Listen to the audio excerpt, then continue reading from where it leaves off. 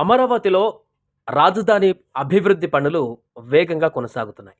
కూటమి ప్రభుత్వం అధికారంలోకి వచ్చిన తర్వాత, గత వైసీపీ ప్రభుత్వంలో ఎక్కడికక్కడ ఆగిపోయినటువంటి అమరావతి నిర్మాణ పనులు మరలా పుంజుకున్నాయి. ఈ క్రమంలో తాజాగా ఆంధ్రప్రదేశ్ క్యాపిటల్ అమరావతిని అనుకున్న దానికంటే ఎన్నో రెట్లు వేగంగా అక్కడ కొత్త ప్రాజెక్టులు తీసుకురావడం. ఎందుకంటే కూటమి ప్రభుత్వంలో అక్కడ బీజేపీ కేంద్ర ప్రభుత్వంలో కూడా కీలక భాగస్వామిగా మారడం, చంద్రబాబు టీడీపీ పార్టీ కీలకంగా మారడం, అలాగే నరేంద్ర మోదీకి చంద్రబాబుకు ఉన్నటువంటి సన్నిహితం. ఈ నేపథ్యంలో ఆంధ్రప్రదేశ్కు రావాల్సినటువంటి నిధులు, కావాల్సినటువంటి ప్రాజెక్టులు, కావాల్సినటువంటి అనేక రకాలైనటువంటి సౌకర్యాలను తీసుకురావడంలో సఫలమవుతున్నారు.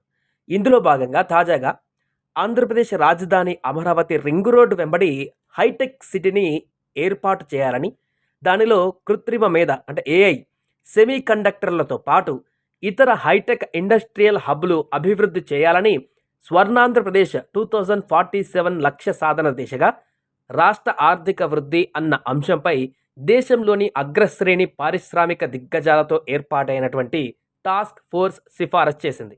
ఎలక్ట్రానిక్స్, సెమీ కండక్టర్స్, డ్రోన్స్ రంగాలలో ఏపీ ప్రత్యేక దృష్టి పెట్టాలని, దానికోసం తిరుపతి జిల్లాలోని శ్రీ సిటీ నమూనాలను రాష్ట్రంలో ఇతర ప్రాంతాలలో అమలు చేయాలని సూచించింది.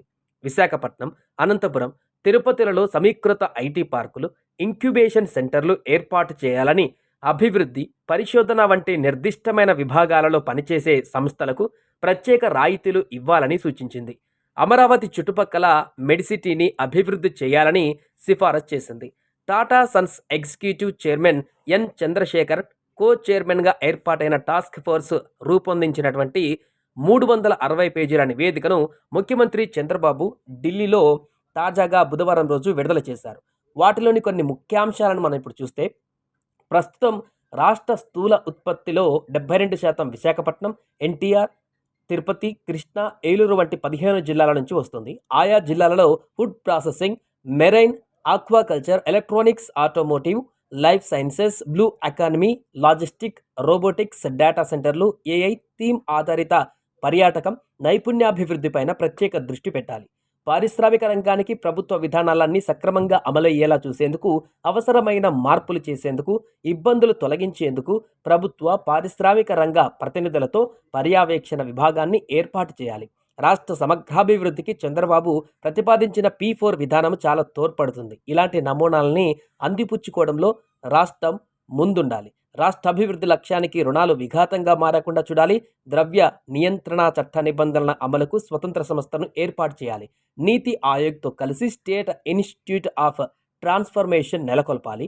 రెవెన్యూ వ్యయాలను రెవెన్యూ రాబడిచ్చే ఖర్చు చేయాలి. అలాగే రుణాల ద్వారా తెచ్చిన నిధుల్ని మూలధన వ్యయంపై వెచ్చించాలి. ఇలా అనేక రంగాలలో వాటికి సంబంధించిన వివరాలని ఇక్కడ పేర్కొనడం జరిగింది. ఇక పెట్టుబడులకు ఉండేటువంటి అవకాశం ఏ విధంగా ఉందంటే, ఈ యొక్క ఓఆర్ఆర్ పక్కన నెలకొల్పేటువంటి కొత్త హైటెక్ సిటీలో వ్యవసాయం, ఆహార శుద్ధికి సంబంధించి, ఎలక్ట్రానిక్స్, జీవశాస్త్ర సాంకేతిక రంగానికి సంబంధించి, లాజిస్టిక్స్, పారిశ్రామిక మౌలిక వసతులు, ఏరోస్పేస్, డిఫెన్స్, నీలి ఆర్థిక వ్యవస్థ, ఎలక్ట్రానిక్స్ కనుక చూసుకుంటే పీసీబీలు, కన్జ్యూమర్ ఎలక్ట్రానిక్స్ విడిభాగాలు, IT, hardware, design, mobile components, బ్యాటరీలు, సోలార్ సెల్స్, మాడ్యూల్స్, టెలికాం పరికరాలు ఇక్కడ పెట్టుబడులకు ఉన్నటువంటి అవకాశంగా కనపడుతుంది. అలాగే లాజిస్టిక్స్, పారిశ్రామిక మౌలిక వసతులు చూస్తే అనంతపురం, విశాఖపట్నాలలో మల్టీమోడల్ లాజిస్టిక్స్ పార్కులు, పోర్ట్ ఆధారిత పరిశ్రమలు, పోర్ట్ ఆధారిత ఆధునీకరణ, పోర్టుల అనుసంధానం, తీర ప్రాంతాల అభివృద్ధి, నౌకా రవాణా, ఉపరితల జల రవాణా, ఇవన్నీ కూడా పెట్టుబడులకు అవకాశంగా కనిపిస్తుంది.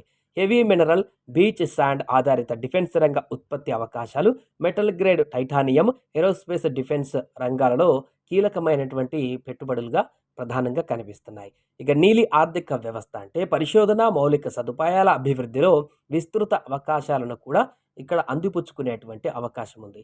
ఏదేమైనా కూడా తాజాగా అమరావతి రింగ్ రోడ్డు వెంబడి హైటెక్ సిటీ అనేటువంటి ఒక అంశం తీవ్ర చర్చనీయాంశంగా మారింది. ఇతర ప్రాంతాలలోనూ శ్రీ సిటీ నమూనా, అమరావతి చుట్టుపక్కల మెడిసిటీ, స్వర్ణాంధ్ర విజన్ 2047 లక్ష్య సాధనకు టాస్క్ ఫోర్స్ చేసినటువంటి సూచనలు ఇవి. ఇది గనక సాకారమైతే అమరావతి దేశంలోనే నెంబర్ 1 రాజధాని అవడమే కాకుండా ప్రపంచవ్యాప్తంగా ఉన్నటువంటి క్యాపిటల్స్‌లో టాప్ 10లో స్థానం సంపాదించుకోవడానికి కూడా ఎలాంటి ఆశ్చర్యం లేదు. 2047 లక్ష్యం కాబట్టి ఆలోపు అనుకున్నటువంటి ఈ లక్ష్యాలన్నీ కూడా నెరవేరితే ప్రపంచంలోనే టాప్ 10 సిటీస్‌లో అమరావతి కూడా ఉండేటువంటి అవకాశం ఉందంటూ నిపుణులు చెబుతున్నారు.